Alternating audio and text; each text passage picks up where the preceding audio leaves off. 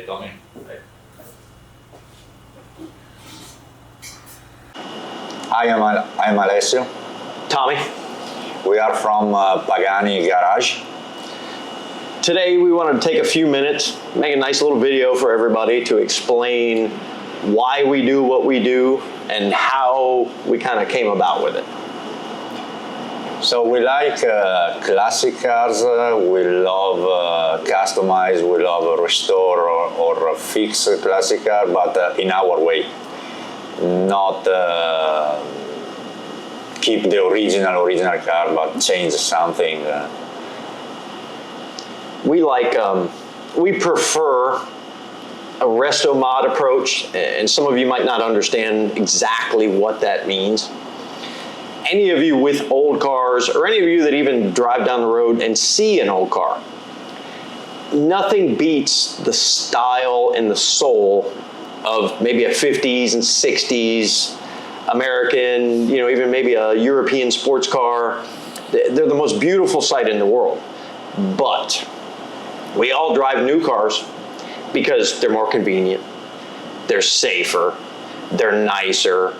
We never have to worry about anything.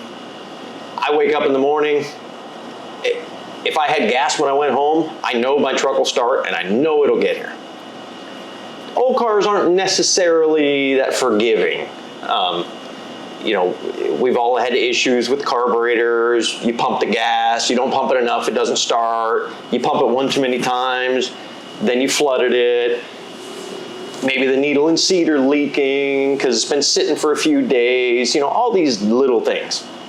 Once you do get it started, then you drive down the road, and now you've got drum brakes that are out of adjustment. Somebody pulls out in front of you, you worry, is it going to stop? Is it not going to stop? It's too much work to drive the old cars. We don't get the enjoyment out of it. New cars, perfectly reliable, perfectly safe, comfortable. We get in them, we drive. If we have to drive 1,000 miles, we'd rather drive a brand new car than an old car because the old car will beat us to death. Where the resto mod approach comes in is taking that old style and that old appearance and that old soul that comes with the old cars and leaving it, but putting a little bit of better technology in there, fuel injection to make it more reliable, disc brakes to make it safer, rack and pinion steering to make it more comfortable, safer, AC, power windows, all the things that we kind of take for granted on our newer cars. And let's be honest, we weren't smart enough back in the day to do that. Otherwise, a 55 Chevy wouldn't have a carburetor on it. A 65 Mustang wouldn't have drum brakes all the way around if we would have had better technology back then. But we have it now. So there's no reason not to merge the two together and create something that you can drive every day. I mean, you agree? Yes, and then for the people have to understand, we like to upgrade the mechanical stuff, not exterior, because the exterior of the classic car is amazing. You can't beat style, the chrome parts, everything is amazing. So you have to keep the vibe of the classic cars. But it's only for make safe the car. It's only for change, like you say, the drums, put the disc brakes, or the digital gauges that we like to put, because during the night you drive around, you can see. Yeah, exactly. Because before, like the last time, if you remember the last time in 86 El Camino, the old man asked the LED lights inside because he can see because nothing. You can see at night. Yeah. So it's something, or the LED headlight, because the halogen headlight is not bright. It's just not bright. good. It's not good. And then we had to think about it. We are in 2024. We are not in 1971. Yeah, exactly. It's more people around, more cars around. It's different now. Yeah, people drive a lot faster now. Ah, yes. These, even going through the middle of town sometimes, people are going 50, 60 mile an hour. A 64 Galaxy wasn't meant to go 50 mile an hour. down a side street. Right. It wasn't meant to go 90 down the interstate. But now you've got a guy with a Honda Civic driving down the interstate at 95 mile an hour, one hand on the steering wheel, not a care in the world. Well, is it safe? Maybe not. Is it safe to be in front of him, behind him, next to him with an old car? No, not at all. No, I agree, and like we already built a lot car, we already upgrade a lot cars, and some old people love to keep the original one because they have the carburetor, they have this, they have that. And now the new generation, and I think we are in the middle because we are 40, 45 years old. We are not old, but we try to drive the car original, and we try to drive the car with upgrade. It's totally different. The important thing for me and for you too, is keep the original outside. They don't put the big spoiler, fancy. This not because you kill the vibe. But the upgrade, the mechanical stuff for make runs better, stop better, for many reasons, it's much better now. It is, and it's getting the younger generation into the old cars now because you take let's say a 30-year-old man, 20s, 30s, they want a car. Well, they go to the dealership, they test drive a brand new Camaro SS, they go drive it around the block. It's fun to drive. It makes power. It gets good gas mileage. It's comfortable. It handles. It stops. All that stuff. Now, put that same guy in a 71 Camaro and let him drive it around the block.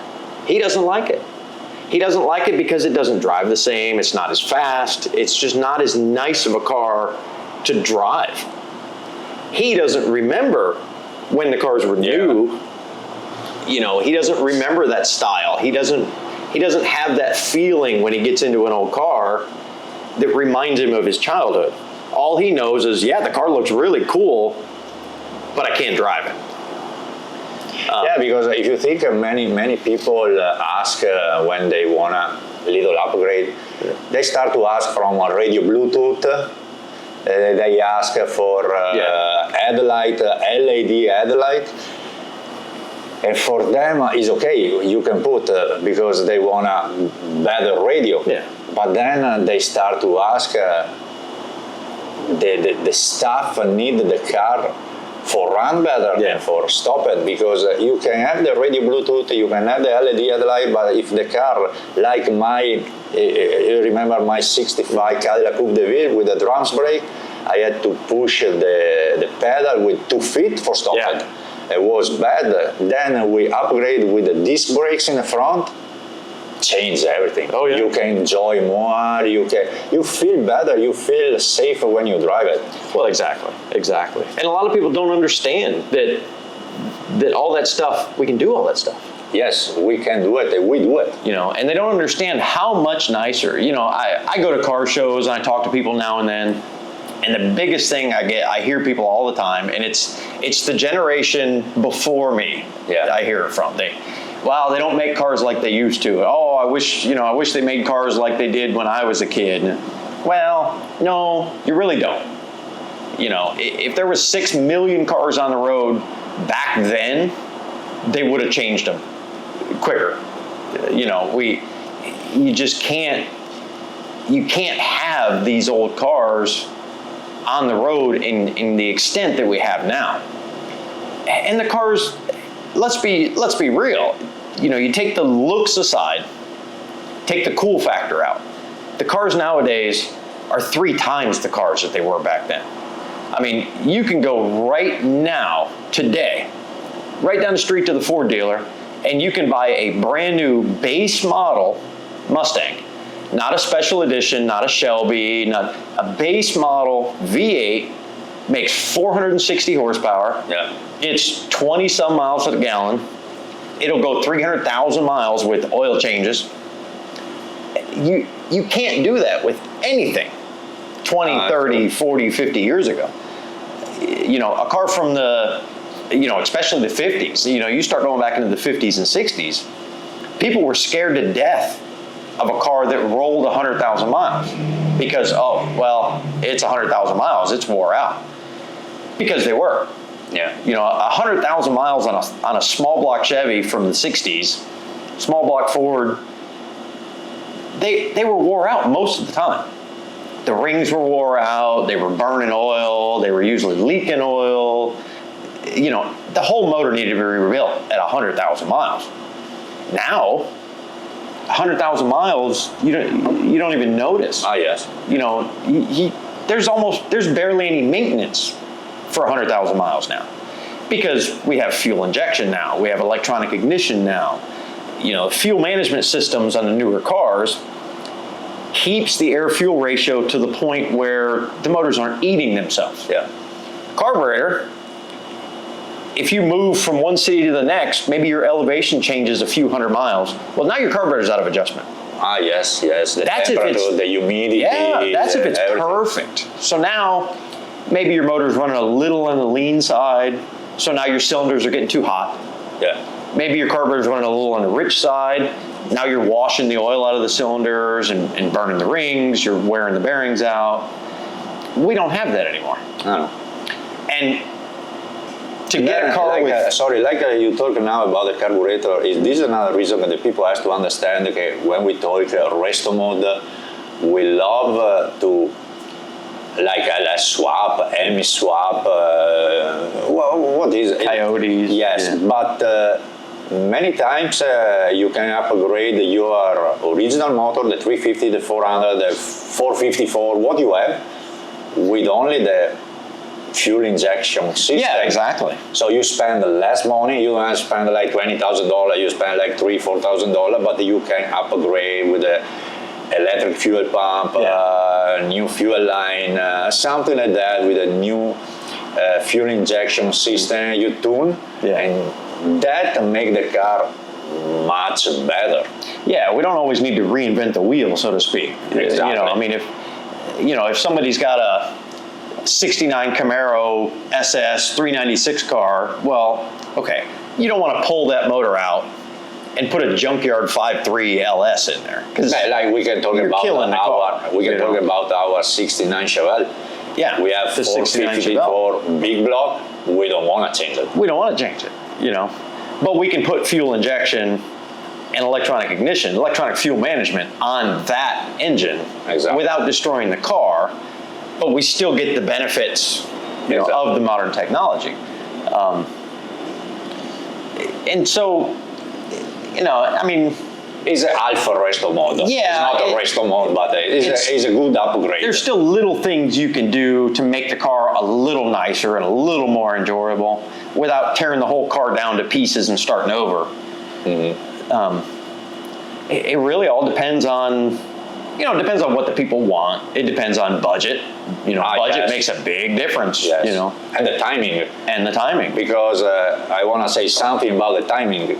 We don't have timing. Timeline doesn't exist in a resto model. Because when it comes to a full build. Yes, you need the time to do the stuff in the right way, and the people start to ask, it's done every 2 weeks, every 3 weeks. You can see the progress of the car because it's not parking there. Yeah. But you can't say the perfect day when the car is done, because you have to do everything the right way. Yeah. And you have to try, you have to test, you have to try. If you want to give the car back to the customer, or for us too, and everything is okay. Yeah. If not, after 3 days you come back, this doesn't work, because you need a time to test everything. Oh yeah, exactly. Because change. Okay, now for me we can talk about something we already did it, like the '68 Chevy C20. Yeah. Comes to us with a 6-cylinder blowed up. Yeah. And the barely running 3-speed manual transmission. Okay, doesn't work. A lot of stuff. And there we did a full restoration, a frame-off restoration with a lot of upgrade, and we installed the 6.0 with some upgrade in the motor, but needed time to do it. Now it's okay. Yeah. But Yeah, well, and now the truck, and like I say, he came in because the motor barely ran. Yeah. He loved the truck, but it was too much work to drive it. Yeah. He couldn't drive it every day. He would have hated the truck if he drove it every day. And I don't blame him. If I had to drive that every day, too difficult. Too much work. So, we talked him into, let's make it a nice truck to drive. He didn't want it pretty. He didn't want a full restoration, brand new off the showroom floor. He wanted an old truck that he could just drive wherever he wanted to go. Yeah. So, we took it completely apart, Yeah. sandblasted the frame, new suspension. Now, we went with original style suspension because, the old Chevy Truck suspension was actually good suspension. Coil springs on the front, independent front suspension, which is fine. But now it has disc brakes. Yeah. Electric power steering because he had manual power steering before. So now it has electric power steering. Another thing we like to add in a lot of resto mod is electric power steering. You can explain why we want the electric power steering. Well, the electric power steering is nice because, there again, we go back to the reliability. And the electric power steering is something that came about from hybrid technology. Yeah. Anybody with a hybrid knows you drive down a road, even most of your ecos, your green vehicles now, you stop at a red light, the car shuts down. Well, you still need steering and AC. So they came up with an electric drive motor rather than a hydraulic pump. What that does is that eliminates a pump that has to be mounted on the engine, would take up space, a belt that has to drive it, which can break, hydraulic lines, which can break, all these different little components that can go bad and either leave you stranded on the side of the road or just make it really, really difficult to get it home. So now we have an electric motor that takes up virtually no extra space, but yet gives you the benefit of having power steering. Yes, you have only to fix and adjust the steering column. Yeah, once it works, it works. You had to put this kind of motor with a piece of steering column in the original steering column on the new one, weld together for make everything run smooth. And it gets to be a big deal sometimes, I've seen, with upgrades. You take some of the older cars and people, well, I want to put a V8 in, I want to do this, I want to do that. Well, then you have to find brackets. Yes. And that was the biggest thing that killed me, building custom cars, and with a lot of people out there. You got your motor, you built your motor, you built your 383 stroker, you built your 347, you got it in there, it fits, everything's fine. You fought with the exhaust, you finally got the exhaust in, now you've got to get brackets and pulleys that match. Yes. Because there's 4,700 different variations and combinations. Here's a set of brackets that fit the motor, but they hit the frame rail, or all these little things where electric power steering and electric AC eliminates all that. Now you've got an alternator, a water pump, and a crankshaft, and that's it. So you free up a lot of space. Some of these old cars, especially we get back into maybe the 50s where they didn't have a lot of these options. Yeah. They didn't build the provisions into the car for them. The 50 Chevy Truck that we're working on now, we've got fenders that point in, and we've got inner fenders that roll down because it was designed with an inline 6-cylinder and no accessories. So they didn't need space. Now you put a V8 in there, now the motor takes up all the extra room you thought you had, and now there's no room for anything else. And talking about the 50, now we're building in this moment a Chevy Truck 3100 is a 1950 because it's a 50. We had to change for make nicer is a full resto mod there, full resto mod, custom frame, build the frame in the right way. Okay, But in a cab, you have to modify a lot because, like the firewall, like the floor pan for make a space for the transmission, for the master cylinder, brake booster in a firewall, the right space, the right hole, all this stuff need. We talked like before. Need a time to do all this stuff. Oh yeah. Everything. And figure out the size, the measurement for everything, where you have to put, because he has a logic, everything. Yeah. It's not you put there, done. Yeah, and everything's a prototype. There's shops out there. There's shops that I've worked at before. There's shops that you've worked at before. They're not big into the custom stuff. They're not big into the Restomod stuff. But when they do something, they go to eBay, they go to Jegs, they go to Summit, and they just order everything they can order, assemble it, and however it fits, it fits. Well, that's fine if you're working on your car at home, in your garage. Yeah. If you want to build a 48 F1 with a Coyote, can you buy motor mount brackets and cross members for it? Yes. Is it going to fit in there the best way it can fit? No. No, you had to. It's a lot you had to do by hand. A lot. You need to stay there. You need to draw in a paper how you can do it, the measure, and then build the stuff you needed. It's not easy, and this is another reason. Cost money for do something like that. Then depend on the car, but we are in this business and we understand that when we see in the action $250,000, $200,000 truck, they sell it, they spend a lot of money for building it. It's not okay, $200,000 and they spend $50,000. Yeah, exactly. So the people have to understand, and many times you build a car like this, like the 50 we have now. Talking about the money so that people can understand something about if somebody has an idea. But building a Chevy 50 truck like this in a way we build it with a 6.0 or 6.2 liter. We want to do twin turbos, high performance stuff in a motor like camshaft, like a lot of stuff. We want to do it. Independent suspension, airbag, custom frame, digital gauges, all leather inside, custom cab, everything. And wheels, tires, everything, every bolts, everything. You have to spend $120,000, $140,000, $150,000 for build a truck like that. It's normal. Then you bring to the action. And sometimes somebody buy for $250,000, but they understand is a maybe 2 years job, 1 year job. Depends what you have to do because you have to build just one. Maybe in 1 year, maybe 1 year you can build it. Oh yeah. But if you build 3, 4, 5 cars.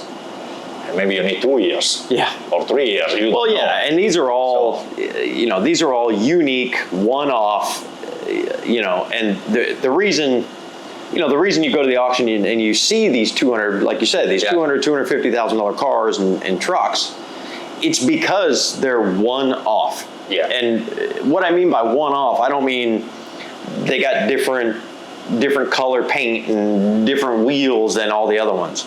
I mean, these cars are custom fabricated from the ground up. Yeah, and different people build it. Different people build it. So, I can build 2 1950 Chevys back to back with the same motor, and I'm not going to use the same parts. I know, because it's too different. Because, some pieces fit better than others. Some pieces have to be made to fit. We build a lot of custom parts. I don't like just going online, going on eBay, going on Amazon, and just ordering suspension kits and just cheap bolt it on. And those are the cars that you see bringing 50,000. Yeah. Those aren't the cars you see bringing 200, 250,000. We buy a lot of pieces from independent shops, independent manufacturers.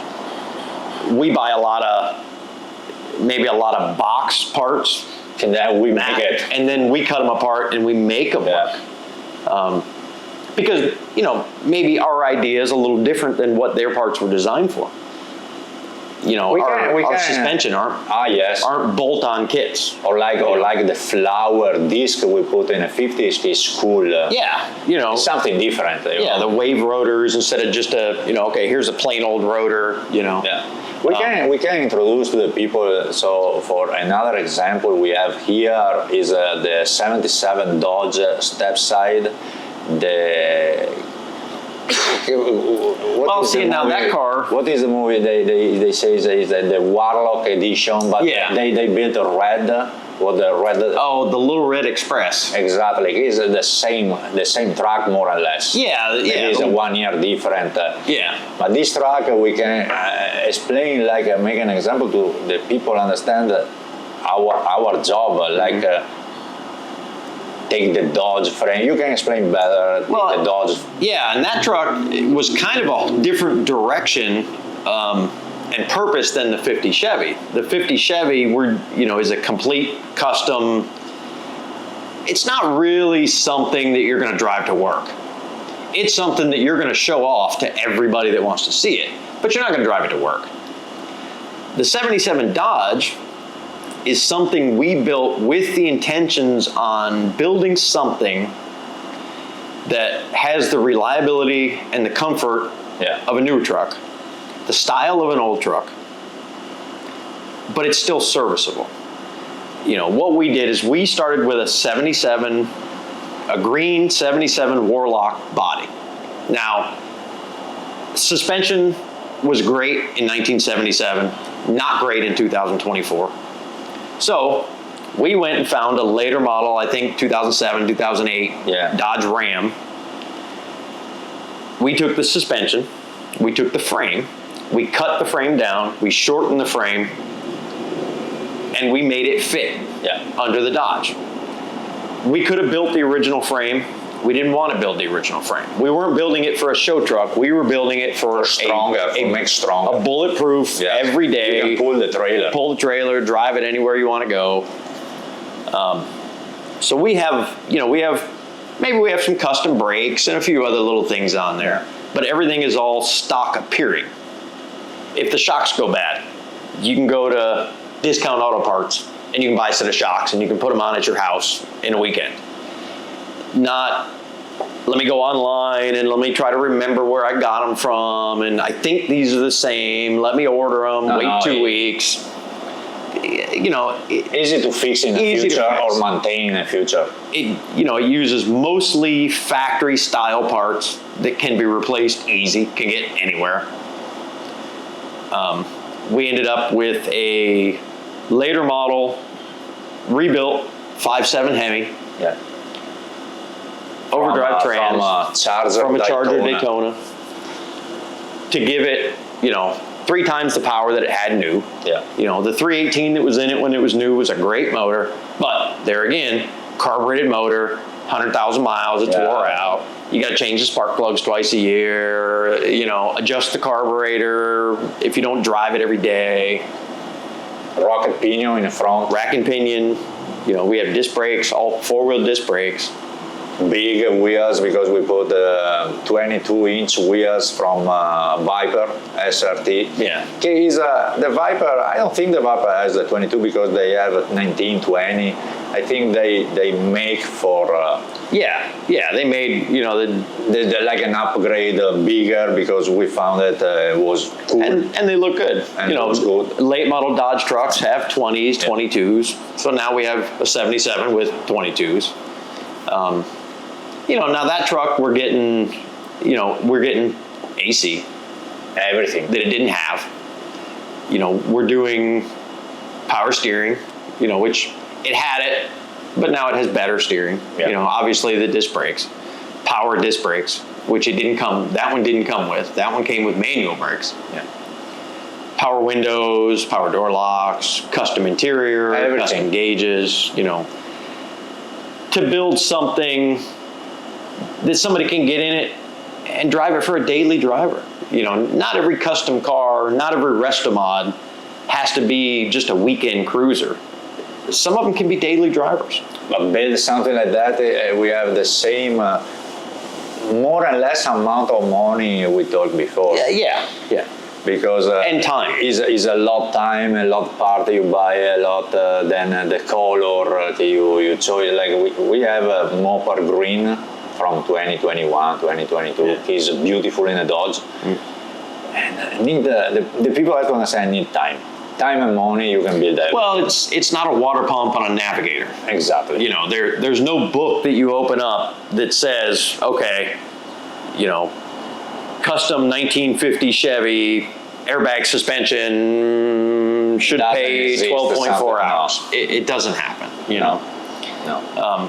So we try to work without a timeline for multiple reasons. One, we don't like to rush.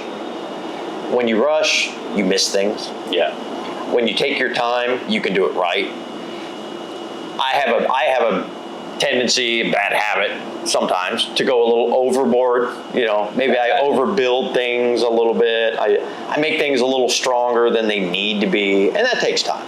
Yes, but I think the people can understand and prefer the detail we make after the car is done. We try to give a better product, you know, when we're finished. Yes, because many times you want to make fast for making money and okay, go, and then I miss a bolt, I miss a nut, and I put the rusty piece there because I didn't have a time for repaint or assemblage that part because you know we don't like this. No, we like to do everything in our way, in our time.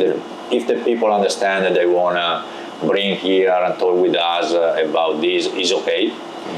If they wanted the car for yesterday, they have to find somebody else because we don't like to work in that way. You have forbid something, and then the people, and we know the car has to go on the road. So it has to be safe, everything. You can lose tires on the road, you can lose a piece on the road, you know. Oh yeah, exactly. You have to pay attention because it's not only make a car nice, you look from outside, beautiful brakes, beautiful wheels, beautiful interior, beautiful this, and then falling apart. Yeah. And this is a problem. Exactly, and we've seen it. And we have to check the nuts and bolts 3 times, not put is okay. No, you have to recheck if everything is okay. You put a little example, like put a radio Bluetooth, turn on, okay, everything works. But you have to try 10 times because maybe tomorrow one cable or one wire don't put in the right way, make everything black. Yeah. Oh, so it happens. I mean, it can happen. So you have to try and try. It's not 5 minutes. So no, it's not. And you know, we've seen it from other shops. We've seen it from other shops. When they bring here the cars, yes, we see it. I don't want to talk about other shops because I just mean, you know, we like to talk about other people, but we see we've seen it. You know, we've seen it from customers working on their cars at home because they don't know any better. Yes. You know, they go online, they find a part. Oh, this part will work. You know, and they put it on, and it doesn't last. Work. You know, it doesn't last because it's got Chinesium bolts that don't stay tight. It doesn't quite fit right, so it doesn't work the way it's supposed to. Yeah. They use too small a gauge wire, so they don't get the current for it, so it doesn't work right, or it burns out. You know, all these little things. You know, we've got a lot of experience at doing this. You know, I've been doing this since I was a kid. I've done nothing my entire life other than build cars. Yeah. You know, I started out in a dealership. You know, grew up working on cars, you know, my whole family with cars. Started working at a dealership when I was younger, you know, worked on brand new GMs, brand new Corvettes, brand new Cadillacs with all their technology. I specialized in the electrical end. Yeah. Got tired of doing maintenance on new cars, you know. You can do sometimes. There's no fun. When you are tired. Well, you can do it because there's no fun. Yeah. You know, it's just not any fun. But this is the reason, like you talk now, this is the reason we match perfect because I have a lot idea I have a lot knowledge about people, cars, what we can build because I love is my lifestyle. Yeah.